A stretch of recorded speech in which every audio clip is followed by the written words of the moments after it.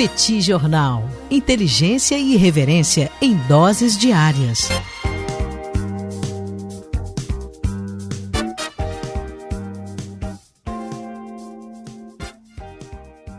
Olá, gente. Bem-vindos, bem-vindas ao Petit Jornal. Esse é o bate-papo número 814.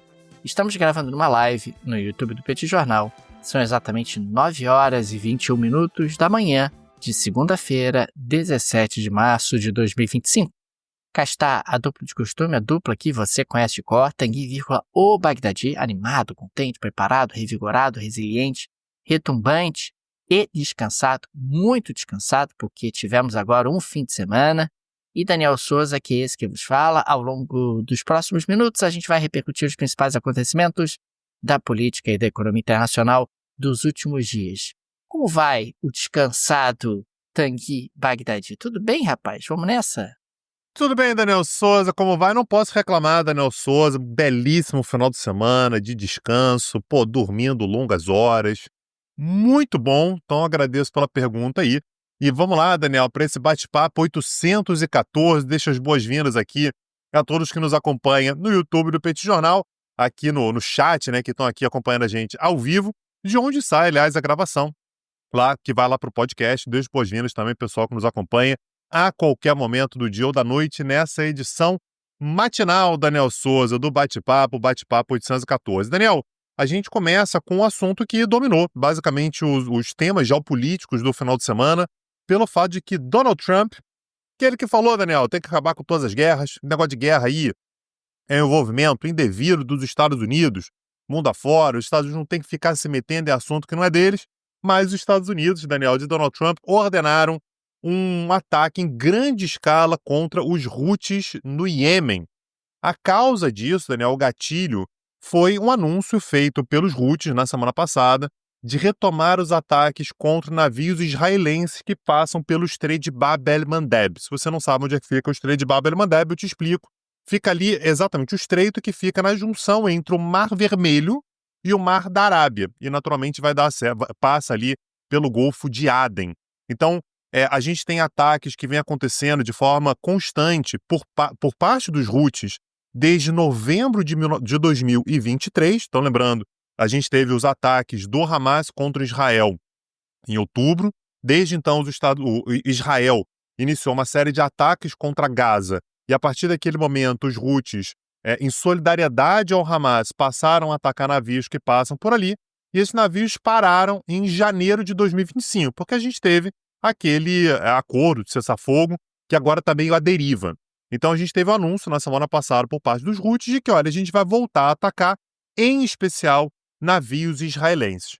Importante lembrar, Daniel, que ao longo desse período, de novembro de 2023 a janeiro de 2025, nós tivemos mais de 100 ataques contra navios, inclusive com 2 navios afundados, e muitos navios passaram a contornar a África, Daniel, aquela velha rota de contornar a África. Você imagina o tamanho do custo que isso traz, o tamanho da ineficiência que isso traz, o tamanho da preocupação geopolítica que isso traz. Então agora os Houthis prometeram que iriam voltar a fazer esses ataques, o que é um pesadelo para quem passa por ali. E, portanto, Donald Trump anunciou, e as palavras dele foram as seguintes, abro aspas: nossos bravos combatentes estão agora realizando ataques aéreos contra as bases terroristas, líderes e defesas de mísseis para proteger os ativos marítimos, aéreos e navais americanos e para restaurar a liberdade de navegação. E aí ele continuou, Daniel, dizendo que esses ataques eles devem durar semanas. Foi um ataque muito pesado que a gente teve tanto na sexta quanto no sábado, o que levou, inclusive, a uma enorme pressão sobre o Irã, né? O Irã, é importante lembrar que é um aliado importante dos Houthis. O principal comandante da Guarda Revolucionária do Irã, que é o Hossein Salami, disse que, olha, os Houthis são independentes, a gente não tem nada a ver com eles, e se esses ataques passarem a atingir diretamente o Irã vai responder de forma decisiva e destrutiva. Então isso foi também uma resposta à pressão que o Trump fez sobre o Irã. O Trump dizendo, Daniel, que o financiamento iraniano aos Houthis tem que parar de forma imediata. Isso tem que acabar agora.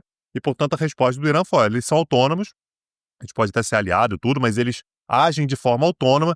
Se mexer com o Irã, a gente vai responder também. Então, Daniel, a gente tem aqui a volta de um nível de tensão bastante grande. Segundo o Iêmen, que é importante lembrar, né, o governo é um governo dos Houthis, já morreram 52 pessoas, essas 52 pessoas, a maior parte delas mulheres e crianças. Segundo eles, praticamente todos os mortos civis. De novo, gente, a gente tem aquela dificuldade de ter acesso a dados, né? Não há dados independentes, mas o ataque do tamanho que foi, Daniel, também não há de se duvidar que tenha havido dezenas de mortes. Vamos ver como é que isso vai continuar ao longo dos próximos dias, pelo fato de que, repito, Donald Trump prometeu que esse ataque vai durar algumas semanas. E aí a imagem, né, Daniel, a gente sabe que o Trump ele gosta muito da imagem, né, da foto e tal, era o Trump com um boné MAGA, né, o Make America Great Again, aquele boné vermelho, com um fone, assistindo o que estava acontecendo, monitorando, né, o que estava acontecendo ali no Iêmen.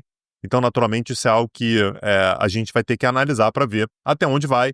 E a gente sabe que o Iêmen, Daniel, é certamente a guerra mais esquecida que tem por aí, uma catástrofe humanitária de dimensões colossais, com mais essa novidade agora, Daniel, nesse conflito entre os Houthis, os Estados Unidos e Israel, Daniel. Então, Donald Trump tem que, na sua política de isolamento e de acabar com todas as guerras, resolveu atacar o Iêmen. É isso. Nós temos aí uma novidade, né, dentro dessa política externa dos Estados Unidos agora com Donald Trump como presidente. Tanguy, eu tive acompanhando nos últimos dias notícias a respeito de uma temática que me pareceu uma ideia boliviana, talvez de algum outro país latino-americano. Pô, eu consigo imaginar a Argentina totalmente, Daniel, mas segue aí. Não é? Mas não, essa ideia está circulando nos Estados Unidos. Aliás, no mandato anterior do Donald Trump, você já teve ali um projeto de lei no Congresso que pedia impostos sobre as entradas de capital nos Estados Unidos, as entradas de influxo de investimentos.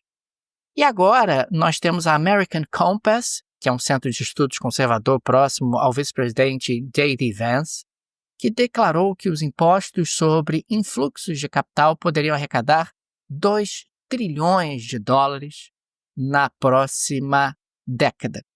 A Casa Branca, ela inclusive emitiu uma ordem executiva intitulada, abre aspas, Política de Investimento nos Estados Unidos em Primeiro, fecha aspas, que se compromete a rever a possibilidade ou então suspender ou encerrar um tratado de 1984 que, entre outras coisas, removeu um imposto sobre os fluxos de capital chineses.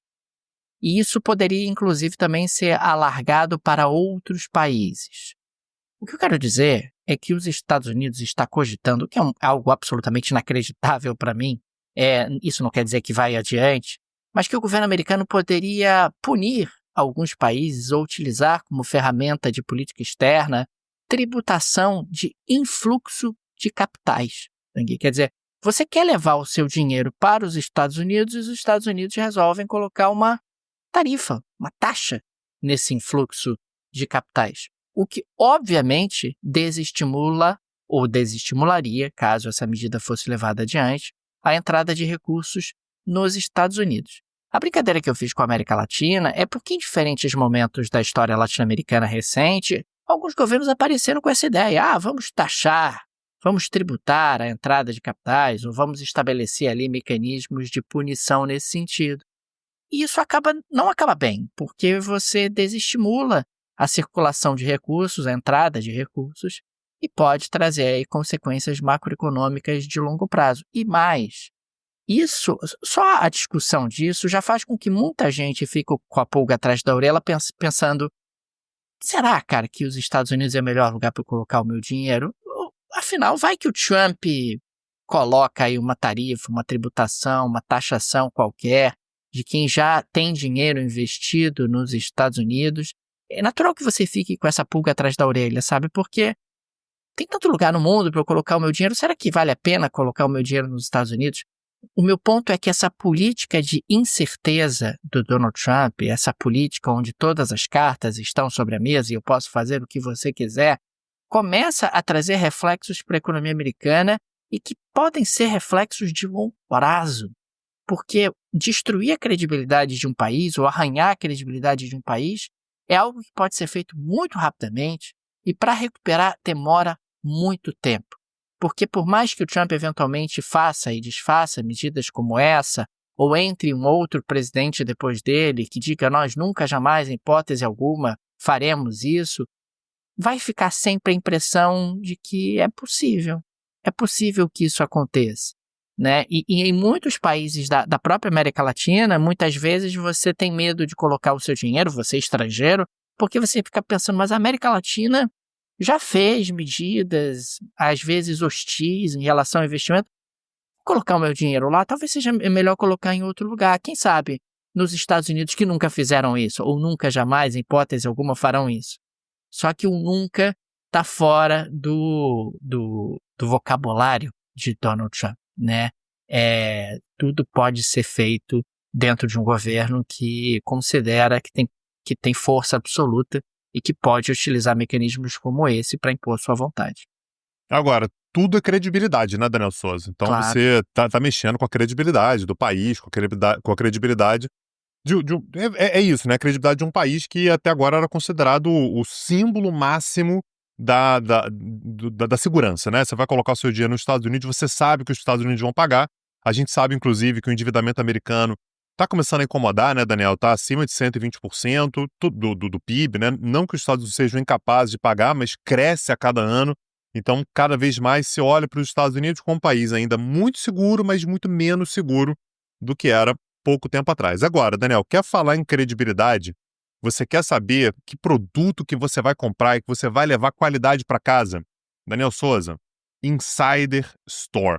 A Insider Store é nossa parceira aqui no Petit Jornal. Aliás, a gente está gravando esse episódio aqui com a Tech T-shirt da Insider, que é, para mim, o símbolo de qualidade, né, Daniel? A gente tem uma camisa que desamassa no corpo, não dá odor, seca rápido.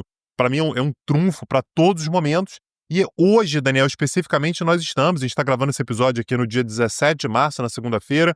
Hoje é dia do consumidor, é a última chance para você aproveitar as mega promoções que tem lá no site da Insider. Aliás, utilizando o link, né, que já está com o cupom, tá o cupom lá também, mas se você clicar no link, você já ganha logo de saída 15% de desconto.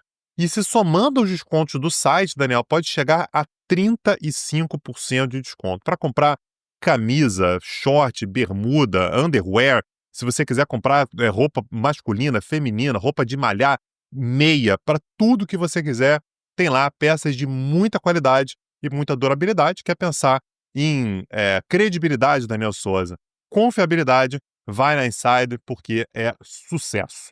Aliás, o pessoal quiser aproveitar, tem link no descritivo. Você vai ter a oportunidade de apreciar e adquirir os produtos da Insider e com condições especialíssimas para os amigos e amigas ouvintes do Petit Jornal. Perfeito. E, Daniel, a gente tem uma outra notícia, né, já que a gente estava falando sobre Donald Trump agora há pouquinho, que há a expectativa, uma probabilidade muito elevada, de que amanhã, na terça-feira, 18 de março, Donald Trump e Vladimir Putin entrem em contato. Vai ser um contato, a princípio, telefônico ou talvez por videoconferência, acerca da guerra da Ucrânia. Na sexta-feira passada, o Trump disse que havia uma boa chance de que essa guerra horrível e sangrenta finalmente chegue ao fim. E ele fez um pedido a Vladimir Putin, que é de não matar os milhares de soldados ucranianos que ainda estão em Kursk. Meio como pediram, assim, um gesto de boa vontade. Olha, não age de forma muito dura lá em Kursk, né? A gente sabe que ainda tem alguns milhares de soldados ucranianos em solo russo. Então dá uma segurada ali, porque a gente ainda vai negociar, a gente ainda vai ver para onde que isso vai. E o Putin respondeu, Daniel, dizendo que, beleza, ô Trump, pode deixar, não vou matá-los, desde que eles se rendam, né? Se eles se renderem, aí eu não vou fazer nada. Agora, se eles não se renderem, aí eu não sei o que eu vou poder fazer. Aí não é culpa minha, se eles continuarem combatendo e tal. E ontem, Daniel, a gente teve mais uma declaração do Trump que já repercutindo, né? Foi feita uma pergunta, vem cá, vai ter um encontro, vocês vão, na verdade, conversar, Donald Trump e Vladimir Putin, e o Trump disse que sim, provavelmente eles vão se encontrar nessa terça-feira, e disse ele, queremos ver se encerramos essa guerra.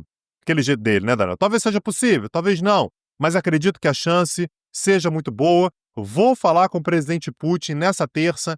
Muito trabalho foi feito neste final de semana. Uma coisa que propicia esse contexto, né, esse momento de talvez os dois se encontrarem, é que a gente teve um encontro na semana passada entre o enviado dos Estados Unidos, que é o Steve Witkoff, que foi para Moscou e esteve com Putin. Então, segundo Putin, olha, eu mandei os meus recados para o Trump pelo Steve Witkoff, né, que é um dos assessores de política externa de Donald Trump. Então, segundo Steve Witkoff, o encontro foi muito positivo, ele aconteceu na quinta-feira à noite, né, na quinta-feira da semana passada, e foi feita uma pergunta para ele, né, vem cá, pro Witkoff, você acha que tem chance? Como é que vai ser? Tem chance de ter um cessar-fogo? Sempre lembrando, Daniel, que a proposta que o Trump está querendo levar à frente é aquela proposta da trégua de 30 dias, né? Foi o acordo que ele chegou lá com o Zelensky. A gente vai ter uma trégua de 30 dias e ao longo desses 30 dias a gente vai buscar uma alternativa de longo prazo. E o que o Witkoff disse olha, acho que sim, acho que tem uma chance boa, mas a Rússia está pedindo algumas garantias que a gente vai ter que ver como é que vai se lidar com ela. Mais uma vez, quais são as duas garantias que a Rússia quer? São a exigência da Rússia, que a Rússia diz, olha, sem isso não tem nem conversa. Primeira delas, uma garantia de que a Ucrânia não entrará na OTAN. A OTAN tem que declarar que a Ucrânia não é candidata. A Ucrânia não vai entrar na OTAN. Esse é o primeiro ponto. E 2, respeito aos avanços territoriais da Rússia. O que significa isso? A Rússia já tomou quase 20% do território ucraniano. Isso não é para ser discutido. Esses territórios são russos. Isso tem que ser um ponto de partida. A negociação é para que a Rússia não avance mais. Tá? Então, essas são as demandas russas. E aí, dá para ver, Daniel, pelo discurso do Witkoff, que mais uma vez foi o cara que na quinta-feira à noite se encontrou diretamente com o Vladimir Putin, que há uma certa tendência norte-americana a concordar que esse é um meio termo.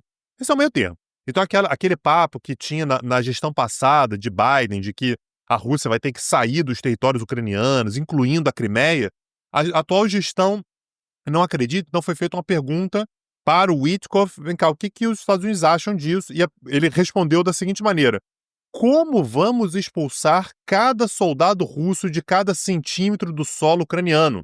Temos que ter uma negociação baseada na realidade. Ou seja, Daniel, os russos já estão lá, como é que a gente vai tirar, né? Eles já estão lá, meu amigo, vai fazer o quê? A gente tem que aceitar a realidade. Isso, Daniel, naturalmente é algo que agrada muito a Vladimir Putin e, naturalmente, é tudo que Zelensky não queria. Né? O que Zelensky não queria, e vem dizendo isso dia após dia, eu não quero um cessar-fogo que legitime a presença russa em 20% do território ucraniano.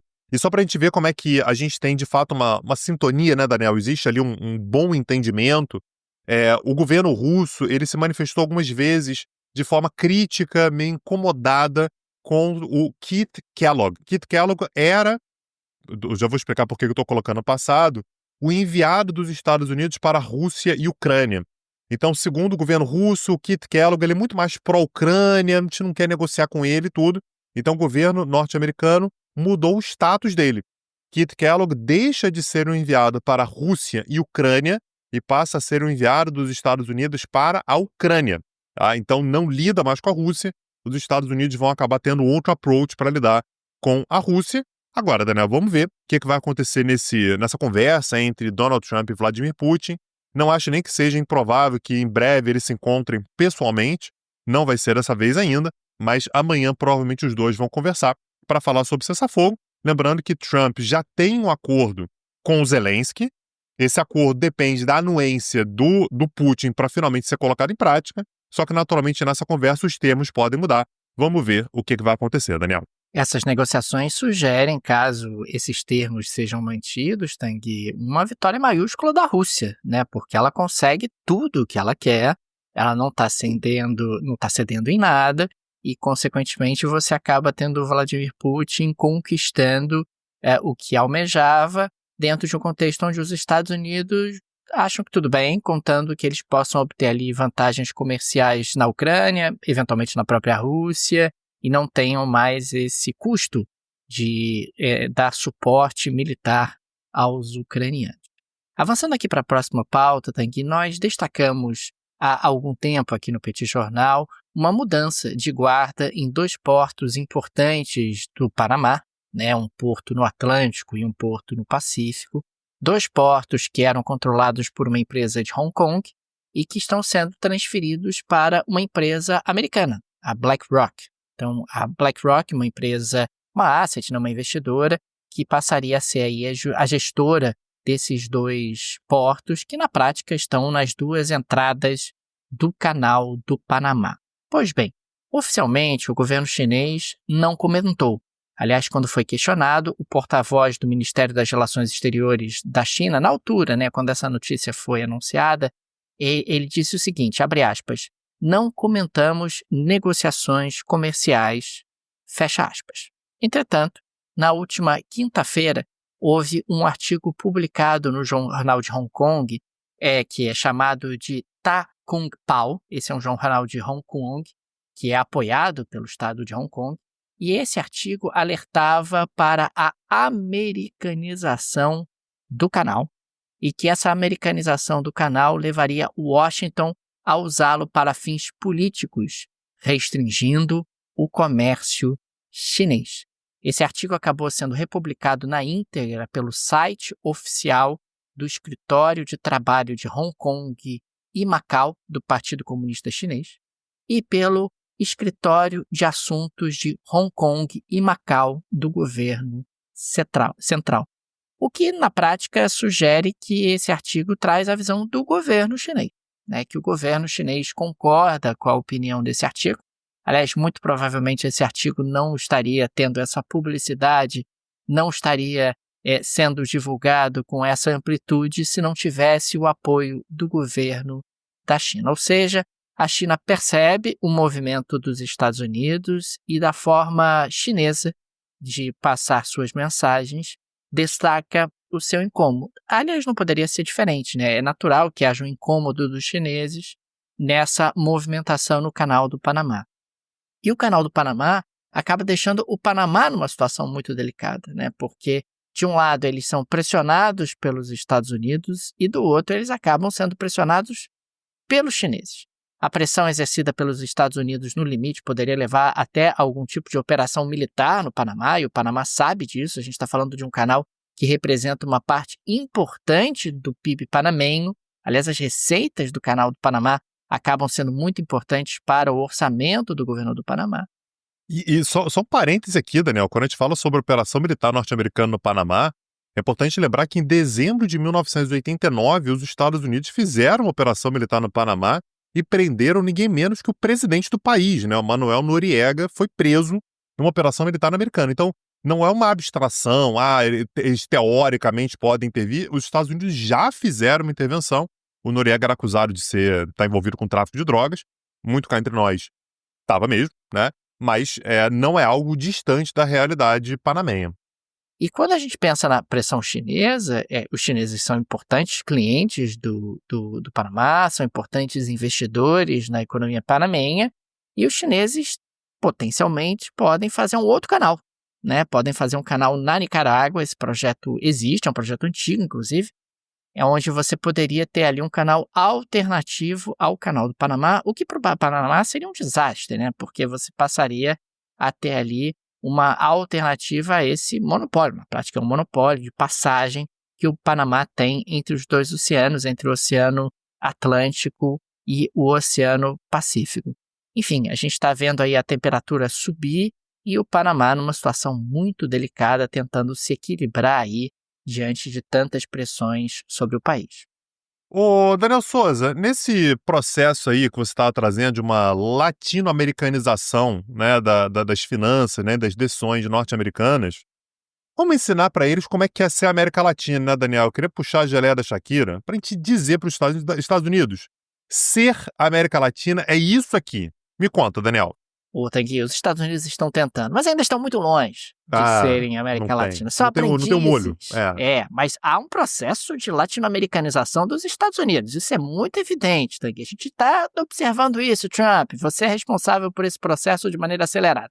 Mas, enfim, eu queria trazer na geleia da Shakira de hoje que o senador da oposição colombiana, o senador José Jaime, ele liderou um protesto no Congresso do país na semana passada, usando máscaras de Smurf para pedir a renúncia do presidente Gustavo Petro.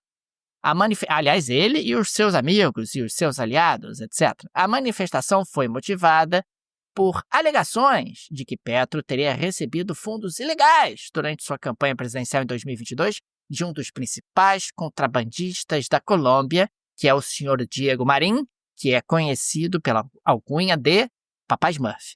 Então, o Papai Smurf, aparentemente, Tanguy, contribuiu para a campanha do Petro, e o senador da oposição está utilizando máscaras de Smurf justamente para fustigar o presidente da Colômbia em pleno Senado colombiano. Isso é América Latina, Tanguy, é assim que se faz política. É assim que nós gostamos. Por quê? É bullying. É bullying, Tanguy. O Petro vai ficar irritado. Olha lá esses caras aí falando que eu recebi dinheiro do Papai Smurf. Não recebi dinheiro do Papai Smurf. E aí você vai aumentando a temperatura, o que torna realmente a política latino-americana absolutamente diferenciada. Cada região do planeta tem a sua especialidade. A gente sabe que o pessoal do leste europeu gosta de supapos. A gente tem falado sobre isso aqui no Petit Jornal. E a América Latina a gente gosta de ironia, a gente gosta de humor, porque a gente é bom nisso. É isso, Daniel Souza. Não fica aí, os Estados Unidos. Aprendam. Aqui é América Latina, aqui é diferente. Daniel, para a gente encerrar esse episódio, eu queria deixar 2 recados. O primeiro deles é, se você quer levar o Petit Jornal para sua empresa, conversa com a gente está com a agenda aberta para maio e junho. Então conversa com a gente que a gente pode eventualmente te atender, dada aí a quantidade de mudanças no cenário internacional, a gente pode fazer algo bem direcionado para o seu nicho de atuação e fazer um pedido aqui para os nossos ouvintes de uma forma geral, para assinar o nosso canal de cortes. Está lá no YouTube, o canal de cortes, o link está na descrição desse episódio. E por lá, não apenas você vai ajudar muita gente se você se tornar um assinante por lá, mas também você pode ter acesso a trechos, a pedaços do bate-papo, sem ter que assistir a íntegra. Claro que se você quiser assistir a íntegra, a gente vai ficar muito honrado, mas eventualmente pedaços podem ser interessantes também.